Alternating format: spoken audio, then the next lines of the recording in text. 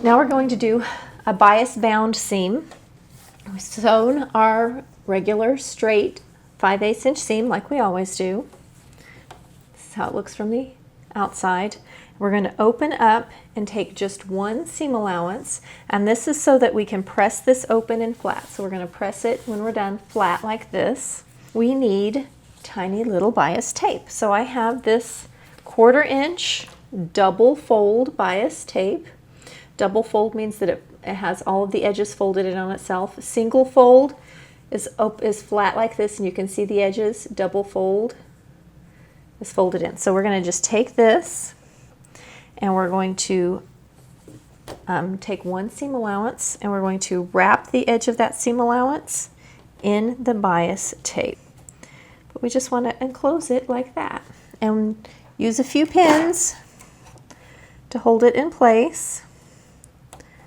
Now this is a heavier seam finish, so if you have a really delicate fabric, this would actually show through on the outside. This could actually be a little too bulky, but if you're working with a coat, a heavy wool, something like that, this is the perfect application, and we're going to stitch it down. And again, you want to match everything, so I'm using opposing colors. I'm using colors that are very obvious and show up nicely.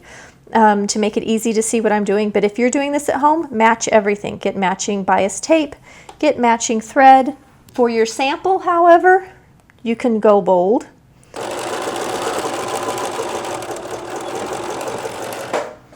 want to show you a little secret when working with bias tape. So that's my bias bound edge. That's what it's going to look like on the inside. Now when you're working with bias tape, this shows up in the camera. Can you see that one edge, when it's folded in half, is a little longer? This back edge is longer than the front edge. So when you're sewing and you're sandwiching like I did, you want the short side on top. You know for sure that you're going to catch the long side on the back that way. So if you can, make sure you catch, you fold it so that you can see the short side on top. This, and I'm only catching seam allowance and nothing else. See, this is the one I just did. So we're going to do that to both sides, and that's it. That's how it looks on the back side, and that's it pressed open. This is how it will look on the right side.